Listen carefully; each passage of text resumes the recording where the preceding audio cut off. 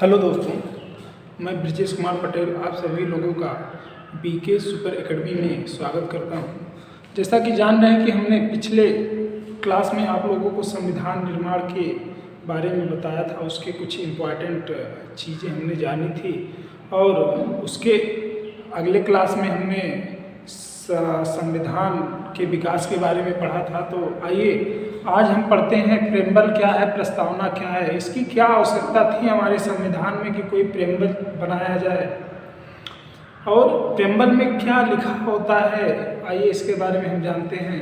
तो प्रेम्बल जो होता है, प्रस्तावना जो होता है, ये किसी भी संविधान का ऐसा अंग है जिसमें कि वह सभी बातें मेंशन होती हैं जो कि संविधान में लिखी होती हैं, लेकिन ये संविधान की जो मुख्य बातें होती हैं वो कैसे होती हैं, संक्षिप्त रूप में इस प्रेम्बल में लिखी गई होती है। जब कोई केस या कोई मुद्दा कोर्ट में पहुंचता है और हमारे जस्टिस उसकी संरचना, उसके स्ट्रक्चर, उसके मूल ढांचे को जानने का प्रयास करते हैं, तो इसी प्रेम्बल से उसको जाना जाता है और इस प्रेम्बल के आधार पे ही संविधान के मूल स्ट्रक्चर को बनाया गया है।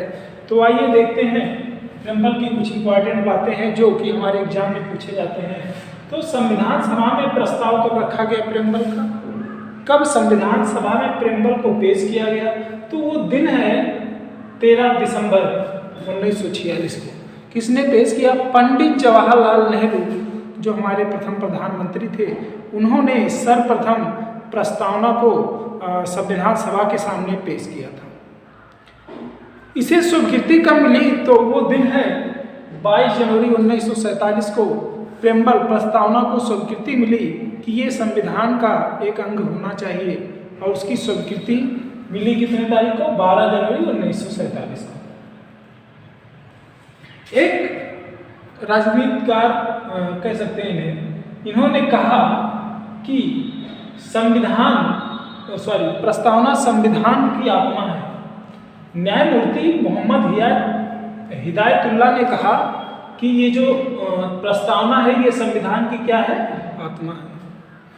चलिए देखिए, आइए प्रस्तावना के बारे में कुछ इंपॉर्टेंट चीज़ें होती हैं। प्रस्तावना हमारे संविधान के फर्स्ट पेज पे ही मेंशन किया गया है इंट्रोडक्शन की तरह कि हम भारत के लोग भारत को संपूर्ण प्रभुता संपन्न समाजवादी पंथ निरपेक्ष लोकतांत्रिक राज्य बनाने के लिए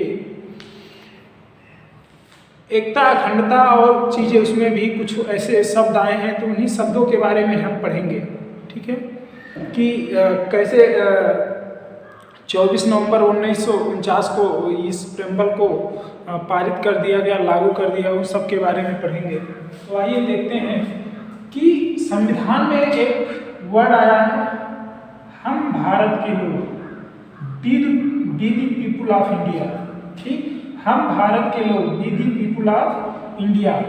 ये कहाँ से ये शब्द दिया गया? तो ये शब्द जो है यूएसए के संविधान से लिया गया। कहाँ से लिया गया? यूएसए, यूनाइटेड स्टेट अमेरिका के संविधान से लिया गया है। और संपूर्ण प्रभुत्व संपन्न की बात करें, संपूर्ण प्रभुत्व संपन्न की बात करें तो ये आयरलैंड के संविधान, मतलब इसमें जितने भी वर्ड हैं, हर एक वर्ड का जो प्रेम्बल पे लिखा गया है वर्ड, उस हर एक वर्ड का कुछ ना कुछ मतलब है। तो संपूर्ण प्रभुत्व संपन्न आयरलैंड से लिया गया। इसमें 5 प्रकार की स्वतंत्रता की बात की गई, ये एग्जाम में बहुत पूछे जाते हैं। ठीक, तो कितने प्रकार की स्वतंत्रता की बात की गई? तो 5 प्रकार की स्वतंत्रता की बात की गई। एग्जाम में क्वेश्चन ऐसे आते हैं कि बताइए कि जो प्रेम्बल है, जो प्रस्तावना, उसमें कितने प्रकार के स्वतंत्रता की बात की गई है? तो हमारा आंसर होगा कि 5 प्रकार के स्वतंत्रता की बात की गई है। और कौन कौन सी स्वतंत्रता है? तो विचार की स्वतंत्रता, अभिव्यक्ति की स्वतंत्रता, विश्वास की स्वतंत्रता, धर्म की स्वतंत्रता, उपासना की स्वतंत्रता, ये 5 प्रकार की स्वतंत्रता की बात की गई है, फ्रीडम की बात की गई है। विचार की स्वतंत्रता, अभिव्यक्ति की स्वतंत्रता, विश्वास की स्वतंत्रता, धर्म की स्वतंत्रता और उपासना की स्वतंत्रता, 5 प्रकार की स्वतंत्रता की बात की गई है। आइए अगले बात करते हैं। तो संविधान का जो वर्ड आता है वो है 3 प्रकार के न्याय की बात की गई है। ठीक, इस संविधान में 5 प्रकार की स्वतंत्रता और 3 प्रकार के न्याय की बात की गई। 3 प्रकार के न्याय की बात करें तो वो न्याय क्या है?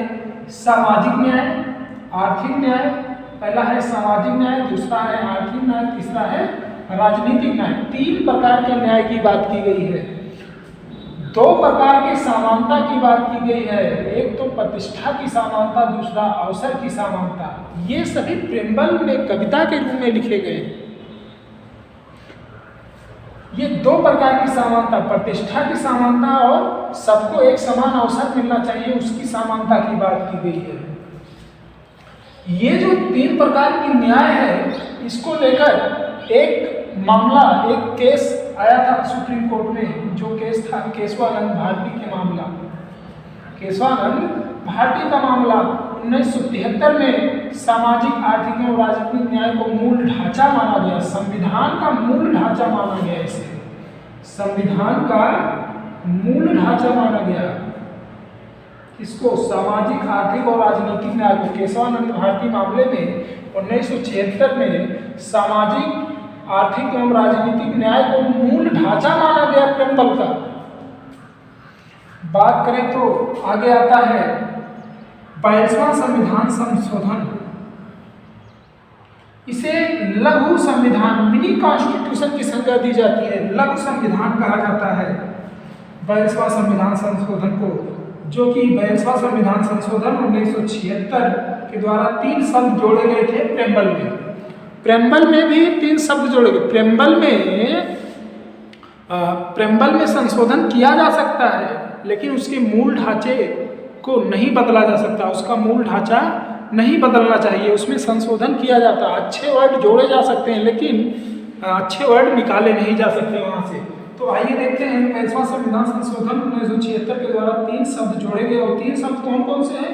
पहला है समाजवादी, दूसरा है अंतर्निरपेक्ष और तीसरा है अखंडता। ये 3 शब्द जो हैं संविधान के प्रेम्बल में, प्रस्तावना में जोड़े गए, समाजवादी, अंतर्निरपेक्ष और अखंडता, 42वां संविधान संशोधन 1976 के द्वारा।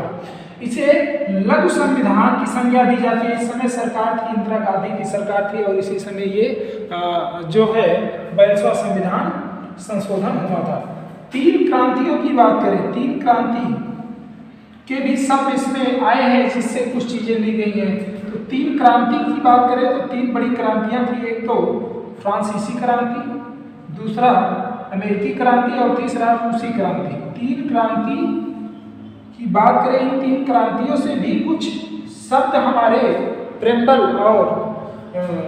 या प्रस्तावना में लिए गए। तो पहले क्रांति की बात करें तो फ्रांसीसी क्रांति, दूसरी क्रांति की बात करें अमेरिकी क्रांति, तीसरी क्रांति की बात करें तो रूसी क्रांति। फ्रांसीसी क्रांति से स्वतंत्रता, समानता और बंधुत्व लिया गया। क्या लिया गया है? स्वतंत्रता, समानता और बंधुत्व शब्द जो आए हैं हमारे प्रस्तावना में, वो कहाँ से लिए गए हैं? तो वो फ्रांस की क्रांति से लिए गए हैं या फ्रांसीसी क्रांति से लिए गए हैं। अब बात करें अमेरिकी क्रांति से, तो अमेरिकी क्रांति से राजनीतिक तथा व्यक्तिगत स्वतंत्रता 2 शब्द लिए गए हैं। कौन कौन से? राजनीतिक तथा व्यक्तिगत स्वतंत्रता जो है कहाँ से लिया गया है भैया? तो ये अमेरिका की क्रांति से लिया गया है, और उसी क्रांति से आर्थिक स्वतंत्रता ली गई है। देखिए 2 प्रकार के, राजनीतिक और व्यक्तिगत स्वतंत्रता। देखिए राजनीतिक और व्यक्तिगत स्वतंत्रता जो है अमेरिका से लिया गया है, तथा रूस की क्रांति से आर्थिक और स्वतंत्रता को लिया गया है। बंधुत्व वर्ड की बात करें तो बंधुत्व वर्ड जो है हमारे प्रेम्बल प्रस्तावना में सिर्फ एक बार आया है, और वो है बंधुत्वता की बात करें तो प्रस्तावना में केवल एक बार आया। ये प्रस्तावना को न्यायमूर्ति हिदायतुल्लाह ने क्या कहा था? संविधान की आत्मा कहा था। ये इम्पॉर्टेंट जो चीज़ें एग्जाम में बार बार पूछी जाती है प्रस्तावना को लेकर, वो चीज़ें हमने यहाँ पर मेंशन कर दी। अब प्रस्तावना से लेके कुछ संशोधन जो हुए हैं उनके बारे में पूछा जाता है। जब मूल ढांचे की बात आती है कि संविधान का प्रस्तावना अंग है कि नहीं है, तो वो कुछ मामले होते हैं जो सुप्रीम कोर्ट के द्वारा फैसले सुनाए गए, तो उनके बारे में हम अगले क्लास में पढ़ेंगे। जिनमें से एक मामला हमने तो यहाँ लिख दिया था। एक तो आता है बेरूबारी का केस, बेरुबारी के केस में ये कहा जाता है कि ये जो प्रस्तावना है ये संविधान का अंग नहीं है। फिर कुछ ही समय बाद आगे चल के सुप्रीम कोर्ट ये कहती है कि नहीं, केशवानंद भारती केस में कहा जाता है कि नहीं, जो प्रस्तावना है ये संविधान का अंग है, प्रस्तावना में संशोधन किया जा सकता है, परंतु प्रस्तावना के मूल ढांचे में कोई परिवर्तन नहीं होना चाहिए। अर्थात इसका जो मूल स्ट्रक्चर है, जो मूल ढांचा है वो बना रहना चाहिए, इसमें संशोधन किया जा सकता है। जबकि बेरुबारी केस में 1960 में ये कहा गया था कि प्रस्तावना जो है ये संविधान का अंग नहीं है, इसमें परिवर्तन किया जा सकता है। जबकि 1973 में केशवानंद भारती मामले में कहा गया कि नहीं, प्रस्तावना संविधान का अंग है, इसमें परिवर्तन किया जा सकता है, लेकिन इसमें इसका मूल ढांचा नहीं बिगड़ना चाहिए। और सॉरी, बेरुबारी केस में गया है कि प्रस्तावना संविधान का अंग नहीं है, इसमें परिवर्तन नहीं किया जा सकता। तो ये चीज़ें हैं, इसके बारे में आप लोग समझ गए होंगे, हमको लगा होगा, और ये क्लास आप लोगों को बहुत अच्छी लगी होगी। आगे हम इसी को कंटिन्यू करते रहेंगे, टेम्पल के बारे में कुछ और अगले क्लास में पढ़ेंगे। उसके बाद फिर हम लोग आ जाएंगे अनुच्छेद और अनुसूची वगैरह के बारे में पढ़ेंगे, जहाँ से एग्जाम वगैरह में भर भर के क्वेश्चन आते हैं, तो उन सब के बारे में हम पढ़ेंगे। दोस्तों, एक बार मैं फिर से रिकॉल करवा देता हूँ कि संविधान सभा में प्रस्तावना को जो पेश किया गया था, ये प्रस्ताव रखा गया था 13 दिसंबर 1946 को, स्वीकृति मिली 22 जनवरी 1947 को। न्यायमूर्ति मोहम्मद हिदायतुल्लाह ने कहा कि संविधान की आत्मा कौन है? प्रस्तावना। प्रस्तावना संविधान की आत्मा है। उसमें एक वर्ड आता है, हम एक शब्द मतलब एक वाक्य आता है, हम भारत के लोग। तो हम भारत के लोग की बात करें तो ये यूएसए के संविधान, संपूर्ण प्रभुता संपन्न की बात करें तो ये आयरलैंड के संविधान से।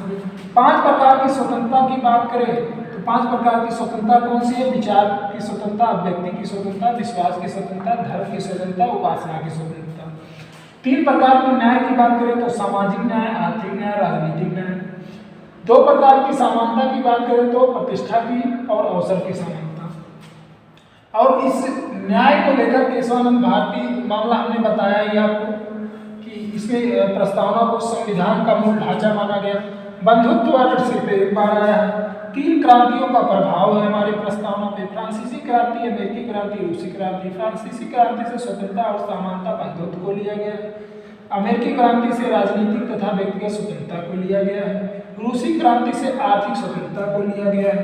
42वां संविधान संशोधन 1976 के द्वारा 3 शब्द जोड़े गए थे, समाजवादी, पंथ निरपेक्ष और अखंडता। ये एग्जाम में बहुत पूछा है और इसे मिनी कॉन्स्टिट्यूशन की संज्ञा दी जाती है, किसे? 42वां संविधान संशोधन को।